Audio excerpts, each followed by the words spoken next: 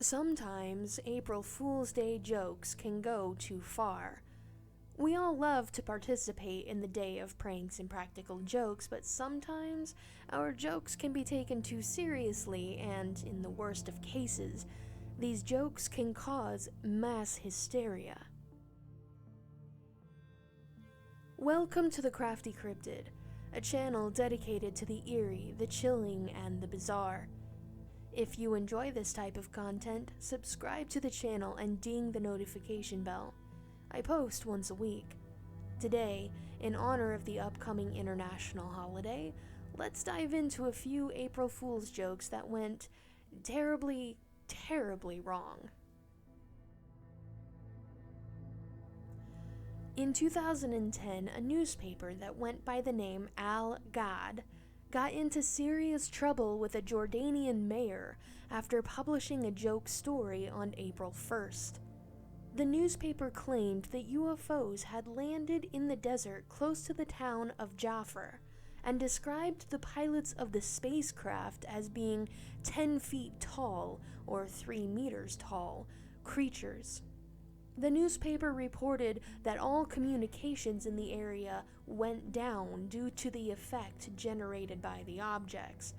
The story described in great detail that the town of Jaffa had been lit up during the night because of an alien landing, and the light caused residents to run out onto the streets in a hysteria. The article caused such a mass panic that parents were terrified to even send their children to school. They hunkered down in their houses and prepared to be invaded by the aliens. Jaffa Mayor Mohammed Mlayan even got involved. He notified his security authorities to evacuate the town of 13,000 residents and sent police out into the desert to search for the assailants.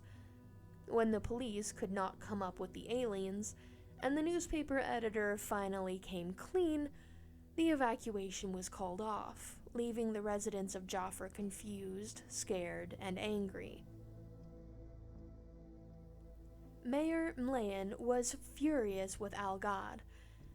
Though prank headlines are common in some countries during April Fool's Day, this is not the case in Jordan, which is why the story was taken so seriously. Our next story takes us back to the year 1940, in a town in Pennsylvania. On March 31st, the Franklin Institute, a museum in Philadelphia, gave a press release that they intended to be a funny April Fool's Day joke, while also advertising their new planetarium show on cosmic apocalypses. Press agent William Castellini gave the following announcement for hosts of the radio station KYW to read over the air. Your worst fears that the world will end are confirmed by astronomers of Franklin Institute, Philadelphia. Scientists predict that the world will end at 3 p.m. EST tomorrow. This is no April Fool's joke. Confirmation can be obtained from Wagner Schlesinger, director of the Fels Planetarium of this city. Despite airing this advertisement after a Jack Benny radio show discussing apocalypses and Orson Welles' War of the Worlds stunt, emergency lines were swamped with calls from terrified citizens. Keep in mind, this was only 2 years after Orson Welles' radio snafu, and though by 1940 it was widely known as a radio play that had gone wrong, people still relied on their radios to give them legitimate information, not fool them into thinking the world was ending. KYW later issued an apology and an explanation. The announcement was, of course, false, but the station denied responsibility for it, claiming they had read it in good faith from Castellini. Castellini claimed that he thought KYW was in on the prank, but this was not enough of a defense to keep him from getting fired from the Franklin Institute. In 1986, an April Fool's Day joke nearly caused an outbreak of violence in the Middle East. An Israeli army intelligence analyst apparently got bored one April Fool's Day and disseminated a false report to Israeli top government officials. The analyst claimed that the Lebanese Shia leader Nabi Berri had been seriously wounded in an assassination attempt. Israel and Lebanon were currently at war at the time, and tensions were already very high. The hoaxer claimed that the announcement had been broadcast over two Lebanese radio stations, Voice of the Nation and Voice of the Arab Revolution. The false intelligence report on Berri, who was a key member of Lebanon's cabinet, also found its way to Israeli radio, which broadcast it on two successive hourly newscasts before retracting the announcement. Israel's defense minister, Yitzhak Rabin, burst into a parliamentary meeting to announce the attack, and the whole of Israel's government scrambled to verify the information and figure out what to do next, while the radio continued playing this announcement. Eventually, it was discovered that the whole ordeal was an April Fool's Day joke, and the radio station was commanded to stop airing the hoax.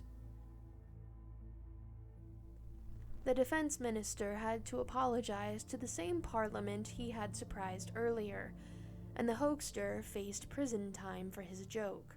Lebanon, of course, did not think the prank was very funny. On April 1st of 1974, residents of Sitka, Alaska, woke up in alarm and panic when the long-dormant volcano neighboring them, Mount Edgecombe, suddenly began to belch out billows of black smoke. People piled out of their homes and onto the streets to gaze in awe and concern at the volcano that appeared to suddenly have become active overnight. Some residents immediately began packing up their belongings in preparation to evacuate, since the volcano was so clearly going to erupt soon. What they didn't know is that the whole thing had been set up by one man in what might be the greatest, most jaw-dropping April Fool's Day prank of all time. Oliver Bicker, known as Porky by his friends and family, woke up on April 1st and gazed out at Mount Edgecombe through his window. This would be the day he put his plans into action. Little did anyone know that Porky had been in contact with helicopter charters in the area and had found one pilot that agreed to his plan to haul over 100 old car tires, oily rags, sterno, diesel oil, and smoke bombs to the top of Mount Edgecombe. He and the helicopter pilot piled the fuel and tires into the center of the extinct volcano and then spray painted a massive April Fools into the snow around it. After that, they set the tires ablaze and flew back to town. The rubber burned hot and created massive clouds of black smoke that were easily visible from Sitka. Porky had actually notified the FAA and the Sitka police of his prank, trying to avoid creating an unsafe environment that he could get into trouble for.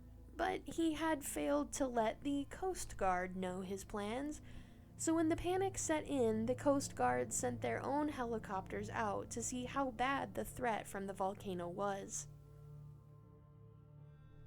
That's when they saw the April Fools spray painted in the snow. This is a photo of what Mount Edgecombe looked like on that day that will live infamously as the greatest April Fool's joke of all time. Porky is gone now, but his legend lives on forever. I hope you enjoyed today's video. To be notified when I post next, click subscribe and ding the notification bell. Leave a like and a comment about your most disastrous April Fool's Day joke in the comments section below. Thanks for watching, and come back soon, Cryptids.